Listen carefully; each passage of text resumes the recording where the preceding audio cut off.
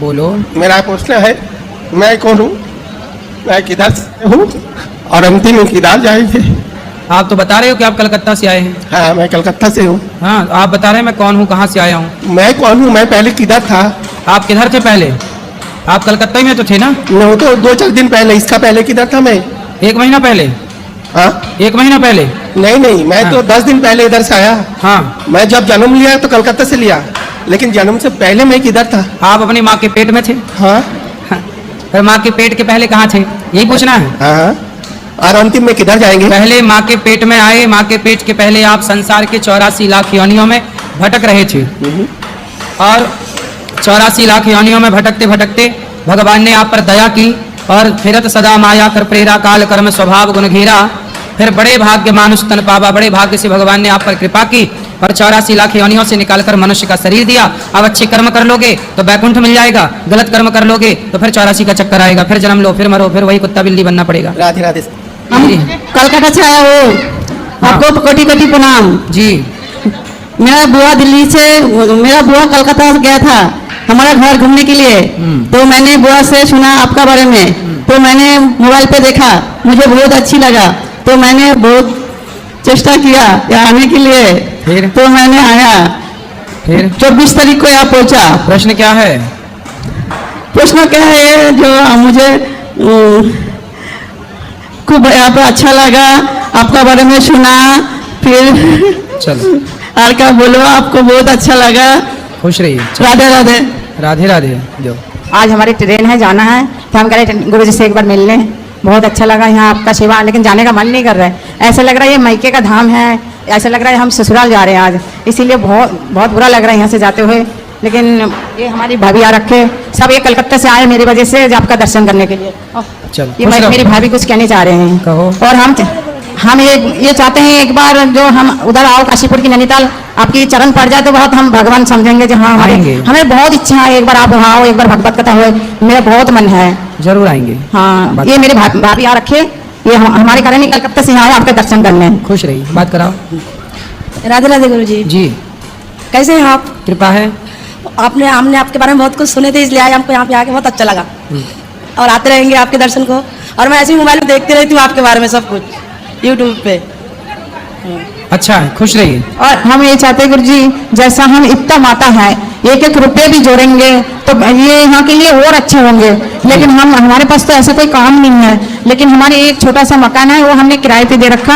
हम चाहते हैं मतलब 100 रुपये हर महीना मैं यहाँ का नाम में रखता हूँ, जहाँ बहुत सहारा हो जाए। बहुत बड़ा सहयोग आप कर रहे हैं, खड़े हो जाइए। राधे राधे महाराज जी। महाराज जी, मैं बहुत सालों से वीरवार का व्रत रखती हूँ, तो अभी आपकी कथा सुनती तो आप बोलते हैं एकादशी का व्रत सबसे उत्तम है। तो महाराज जी, मैंने आजीवन व्रत करने के लिए ऐसे संकल्प लिया था, तो फिर अब एकादशी का व्रत करने में दिक्कत होती है, कैसे करूँ फिर? तो एकादशी करते रहना, जो आपका संकल्प है वो भी कर लो। अब महाराज जी, जैसे आज एकादशी का व्रत है, कल वीरवार का हो गया, तो उसमें सुबह व्रत खोलना भी होता है, फिर कैसे करूँ? कुल मिला के आपको एकादशी का व्रत नहीं करना? नहीं, एकादशी का करना है, लेकिन वीरवार का कैसे छोड़ सकती हूँ फिर? भाई बाकी व्रत तो ठीक है, पर सबसे श्रेष्ठ व्रत एकादशी है, तो आप उस व्रत को एकादशी में कन्वर्ट कर दो ना, उस व्रत की जगह एकादशी कर लो। वीरवार का नहीं करूँ? एकादशी कर लो।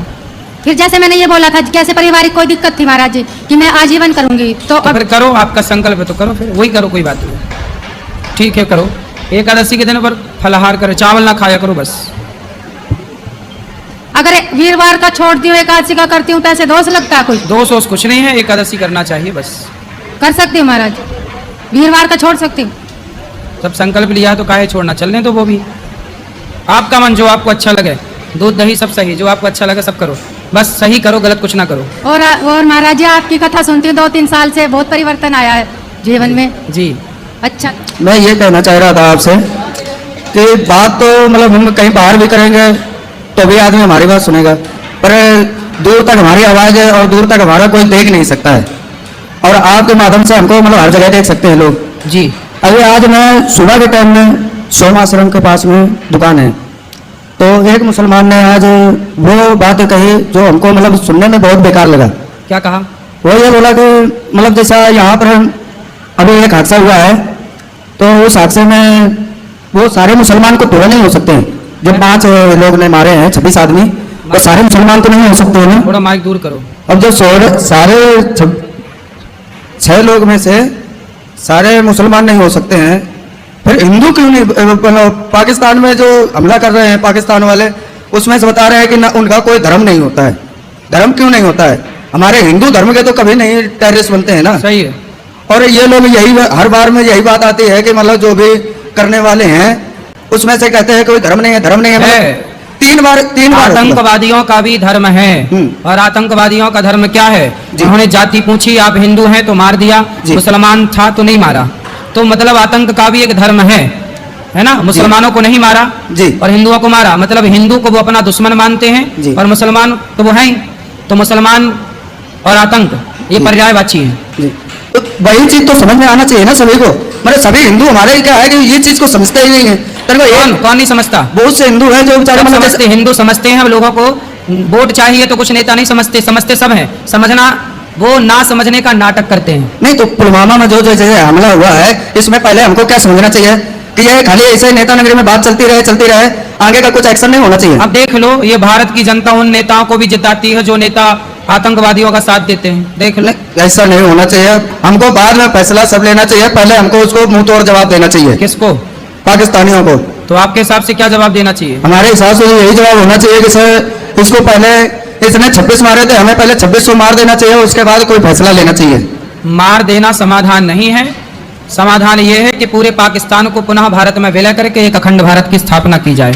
जी बिल्कुल सर, साला खेल ही ना रहे पाकिस्तान का। जी, एक भारत, पूरी सेना जाए जी और उनको अपने कब्जे में ले, जो उत्पात मचाए जेल में डाले, और पूरे पाकिस्तान को हिंदुस्तान पुनः बना लेना चाहिए। पर गुरुदेव ये बात तो है कि अभी मैं तुमको मान लो कि कुछ गुनहगार हैं, उनको हम जेल में डाल दें, पर जेल में डालने के बाद फिर कोई नया तैयार होता है तो उनको छुड़वाता है। कौन? यही नेता ही होते हैं। अरे अब तो पाकिस्तान जब भारत का हिस्सा हो जाएगा तो फिर क्या दिक्कत है? तो हिस्सा बनाना ना चाहिए ना। कई बार तो 3 बार तो हिस्सा बना चुके, उसके बाद भी तो हमले कर रहे हैं। नहीं, अभी बना नहीं है बेटा। हम जो बात कह रहे हैं वो एक बार में ही खत्म हो जाएगी कहानी सारी। पूरा पाकिस्तान एक हिंदुस्तान पुनः। जो गलती महात्मा गांधी जी ने की उस गलती को सुधार लिया जाए। बंटवारे की गलती ये होना चाहिए सर। राधे राधे गुरुदेव। राधे राधे गुरुजी। जी हमने एक संस्कृत का कोटेशन पढ़ा है, उसमें लिखा है अहिंसा परमो धर्म। ठीक है। अगर कोई व्यक्ति ऐसा आता है जो हमारे फैमिली, हमारे दोस्त या हमारे जानने वाले की हिंसा करता है, उन्हें प्रताड़ित करता है, तो ऐसे सिचुएशन में हमें क्या करना चाहिए? उसके साथ अहिंसा करना चाहिए या हिंसा करना चाहिए?